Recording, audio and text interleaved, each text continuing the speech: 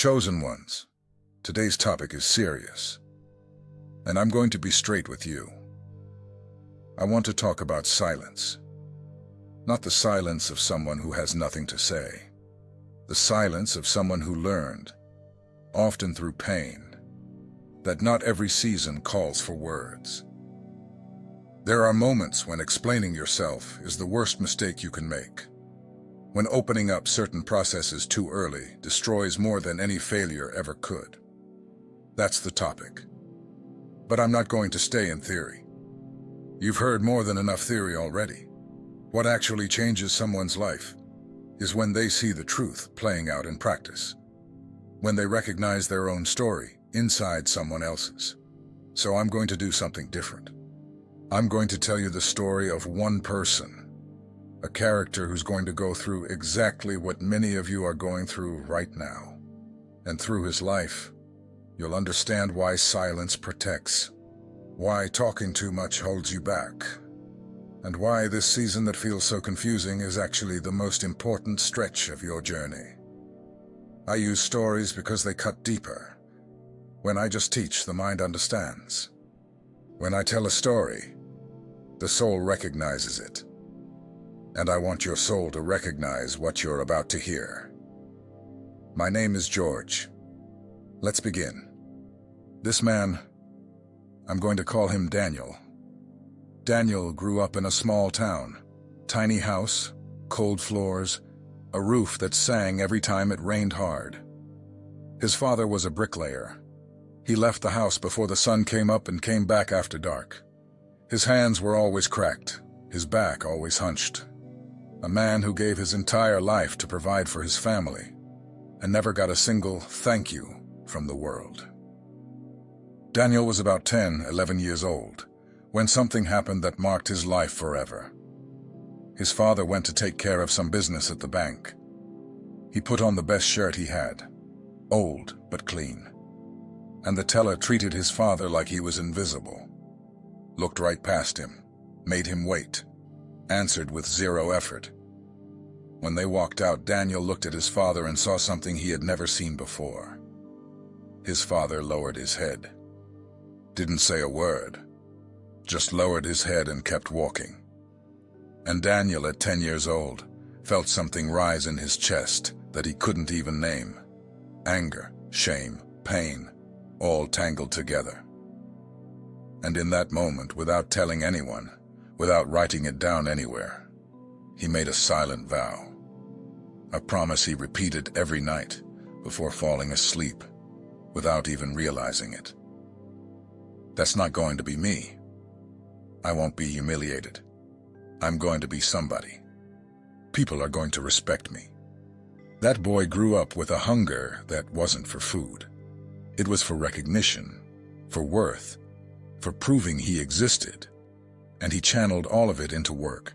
By 16, he was picking up odd jobs. By 18, he'd left home. By his early 20s, he joined a company and decided he was going to climb no matter what it cost. And it cost him. It cost him a lot. 60, 70 hours a week. Late nights at the office, lunch at his desk. He never took vacation. He thought vacations were for people who didn't want to grow. He missed his son's first steps, missed school performances, missed wedding anniversaries. His wife would make dinner, wait for him, and he'd get home too late. The food was already cold, and he didn't even notice, because in his mind, being absent was the price of building something. By 32, he was a coordinator. By 38, a manager. By 42, a director, his own office. His name on the door. People who used to look right through him now said, "Good morning, sir." The small-town kid, the bricklayer's son, had made it. And you know what he felt? He couldn't say. If someone asked, "Daniel, are you all right?" he'd say, "Yeah." Because on the outside, everything looked fine. The paycheck came in. People greeted him. His resume was impressive. But he'd come home, sit on the couch, and stare at nothing. No desire to celebrate. No desire to call anyone. Unable to explain why everything he'd achieved didn't feel the way he thought it would. It was like he'd spent his entire life putting together a puzzle. And when he placed the last piece, he realized the picture was of a life that wasn't his. Chosen ones, I'm going to pause here for a second and ask, how many of you know this feeling? You wake up early, work hard, do everything they told you to do. And still, when your head hits the pillow, there's something that won't leave you alone. You can't explain what it is. You just know it's there. If this hits home, keep listening. Because what came next in Daniel's life, you need to hear before it happens in yours. Daniel's marriage crumbled first, not all at once, slowly, like a wall that cracks on the inside before it falls on the outside. His wife said something he never forgot. She said, "Daniel, I don't need your money, I need you, for you to look at me, to listen to me, to be here." And he didn't get it. He thought, "But I am here. I pay the bills. I keep this house standing." He confused providing with being present, and that confusion cost him dearly. It cost him his marriage. It cost him his relationship with his kids. It cost him his chosen ones. Pay attention. Supporting someone and being there for someone are not the same thing. Not even close. Daniel ended up alone. And when the loneliness hit, it brought the need to talk, to explain, to justify himself. He wanted everyone to understand his side. He wanted to tell his version. He wanted people to know he wasn't the villain of the story. And that's where he made his biggest mistake. He talked too much. He vented to the wrong people. He explained decisions to people who had no business hearing them. He opened up about things that were still raw, wounded, unfinished, and every word he let out on impulse came back as a problem, as gossip, as distortion, as a setback. Chosen ones, I need you to understand something. There are seasons where the biggest mistake isn't acting, it's talking. Not everything happening in your life needs to be discussed. Not everything you feel needs to be shared. There are processes that only stay whole when they're kept in silence. The Bible is clear about this. Proverbs 21:23 says, "Whoever guards his mouth and his tongue keeps his soul from troubles." That's not motivational advice. That's a direct instruction. To guard your mouth is to guard your soul. Daniel didn't know that. He did the opposite. He opened his mouth in desperation and handed his soul over to anguish. And Proverbs 17:28 says something that's almost a provocation. Even a fool, when he keeps silent, is considered wise. Think about the weight of that. Silence carries so much authority that even someone without wisdom appears wise when they learn to stay quiet. Imagine what silence does in the life of someone who has real discernment.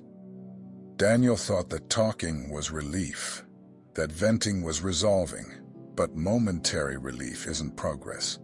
Most of the time, talking just moves the weight somewhere else, without solving anything. And James 1:19 confirms it in a way that sounds like it was written for Daniel. And maybe for you too. Let every man be quick to hear, slow to speak, slow to anger. Quick to hear, slow to speak. Daniel was the opposite, slow to listen and quick to justify himself. And he paid the price. The people around him started using his own words against him. Co-workers, former friends, even family. Everything he said on impulse, in pain, in emotion, became ammunition. And Daniel realized in the worst way possible that words spoken out of turn expose what still isn't ready to be seen.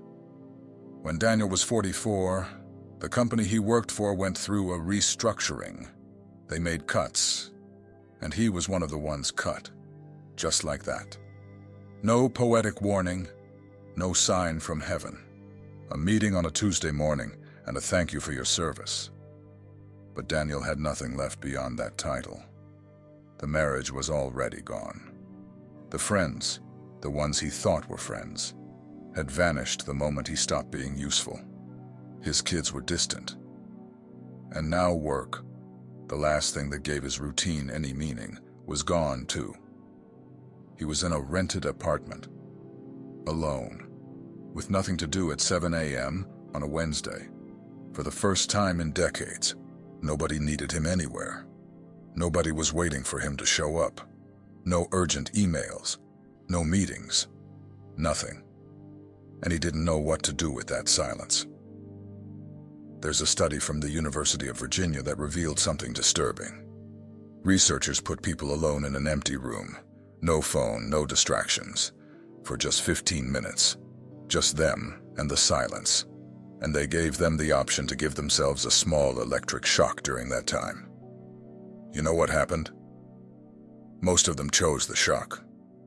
They'd rather feel physical pain than sit in silence with themselves for 15 minutes. Daniel lived that firsthand. In the first few days, he tried to fill the void any way he could. He turned on the TV just to have noise.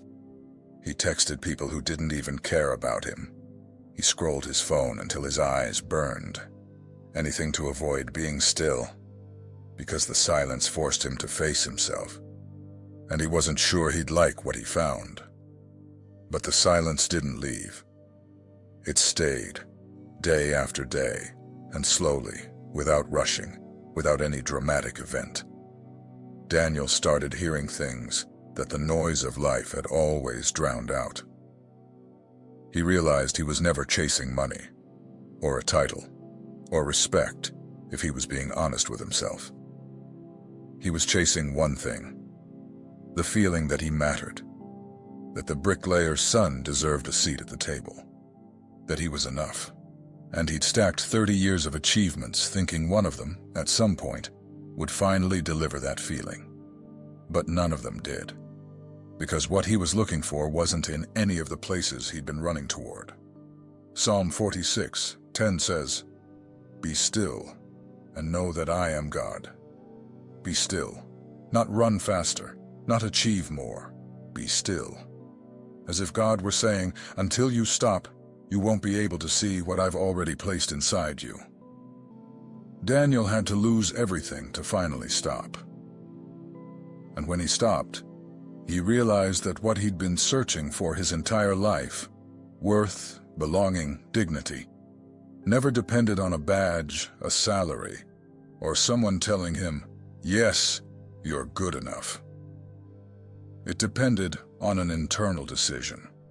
A decision he could have made at 25, but only managed to make at 44, sitting in an empty apartment with nothing but silence and his own company. Daniel didn't read a self-help book and wake up different the next day. He didn't have a revelation in a dream. It was simpler and harder than that. He just stopped talking. He stopped calling people to justify himself. He stopped responding to provocations. He stopped explaining himself to people who never asked. At first, it was uncomfortable. We get used to using speech as an emotional crutch. But over time, the silence started doing something no conversation ever had. People who were always trying to find out about his plans, his decisions, what he was going to do with his life, disappeared. No fights, no confrontation. They just disappeared. And whoever stayed, stayed without demanding access. Silence sorted things out in a way that years of conversation never could. Daniel also realized something about fear. He used to think fear would go away once his life got better. But that's not what happened. He got a new job and started fearing he'd lose that one too. He paid off his debts and soon started worrying about other things. Fear just changed its address until he understood. Fear doesn't follow circumstances. It follows posture. As long as you live reacting to what's around you, fear is in charge. When you decide you're okay regardless of the situation, fear loses the microphone. 3 years later, Daniel didn't talk much, but when he did, people stopped to listen. That's what silence does when you can endure it long enough. It turns your words into something rare, and what's rare carries weight. But now I want to talk to you. Directly. Chosen ones. Many of you are in a season that looks a lot like Daniel's. You're quiet. You're watching. And you're wondering if you're on the right path because nobody around you seems to understand what you're going through. I need you to understand something. This quiet season isn't a pause. It's preparation. On the surface, it looks like nothing's happening. But underground, the roots are growing stronger to handle what comes next. Anyone looking from the outside thinks you've stopped. Anyone living it from the inside knows they've never worked so hard in silence. You don't owe an explanation to people who aren't walking with you. You don't owe satisfaction to people who mistake curiosity for a right. And you don't need to prove consistency through words. Consistency is proven over time. Ecclesiastes 3:7 says there is a time to be silent and a time to speak. That's not a suggestion. That's wisdom's command. And whoever doesn't respect the time to be silent pays the price when it's time to speak. Because they speak their words too soon. With nothing left to say. Whoever understands this stops wasting energy defending themselves and invests that energy in what truly matters. And when the time to speak comes, and it will come, you won't need to shout. You'll say it once, and that'll be enough. About 3 years later, Daniel was doing the dishes. It wasn't a special moment. There was no music playing, no sunset, nothing cinematic. 9 at night, and he was washing a plate. And out of nowhere, he stopped. He stood there holding the plate, water running, and realized something that caught him off guard.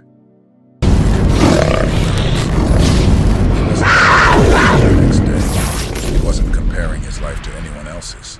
He wasn't planning the next achievement. He was right there, washing a plate, and he was at peace with it.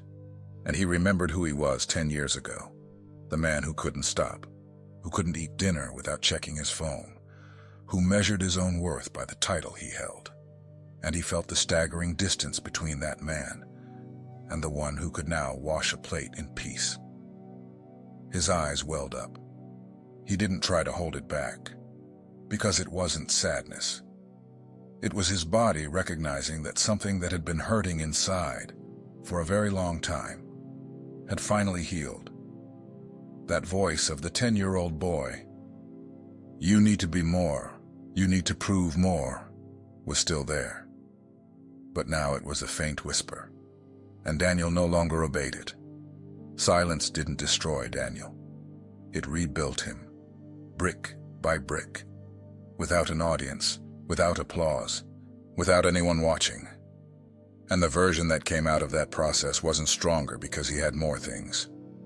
He was stronger because he had learned to need less. Now, I need to speak directly to you. This story isn't about Daniel. This story is about you.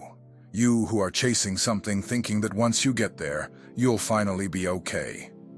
You who are over-explaining yourself to people who don't deserve access to your life. You who are talking when you should be silent. You who are trying to prove to the world that you're enough, when you already are. You always have been. If you're in a season where everything feels tangled up inside, where almost nothing is changing on the outside, but something is rearranging itself deep within, don't be afraid. This silence isn't abandonment. It's preparation. It's the ground being leveled before construction begins. I know there are people watching this right now who are in a similar place. You feel like you need to explain yourself to everyone. That if you don't speak up, they'll get the wrong idea. That if you don't take a stand, they'll think you're weak. But think about it with me. How many times did you explain yourself and the person understood even less? How many times did you open up about something that was yours, something intimate, something still raw, and the person used it against you, or simply couldn't care less? Not everyone deserves to know what you're going through, and not every season of your life needs a narrator. Some things only work in the dark. Seeds sprout underground.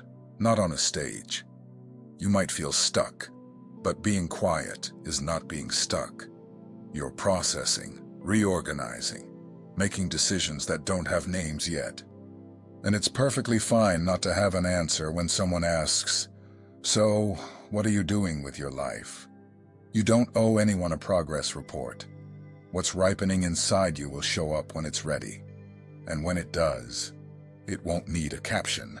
I don't know what season you're in right now, but if you've made it this far in the video, something in here touched on something you already knew, but hadn't put into words yet. My name is George. This channel exists for exactly this, to name what you feel, to give direction to what seems confusing, and to remind you that you're not alone in this process. Subscribe, hit the bell, and share this video with that person who's wearing themselves out, trying to explain themselves to people who don't deserve to hear it. Sometimes one video changes what years of conversation couldn't. And for those who want to support this stage of the channel, the link to our devotional ebook, The Chosen 40 Days, is in the description. Any donation also helps keep this work going. Simple as that. Now I want to hear from you. In the comments. No rush, no frills. What was the biggest consequence you ever faced for speaking at the wrong time, to the wrong person? Maybe it was a friendship that ended. A plan that fell apart because you shared it too soon. An explanation that became ammunition in the mouth of someone who had no business knowing. Write it down. Not to expose yourself, but because when you put it into words, calmly, you recognize the pattern, and whoever recognizes the pattern stops repeating it. I read the comments, and I know there are a lot of people here going through this same season in silence. You are not alone. Stand firm and move forward with discretion.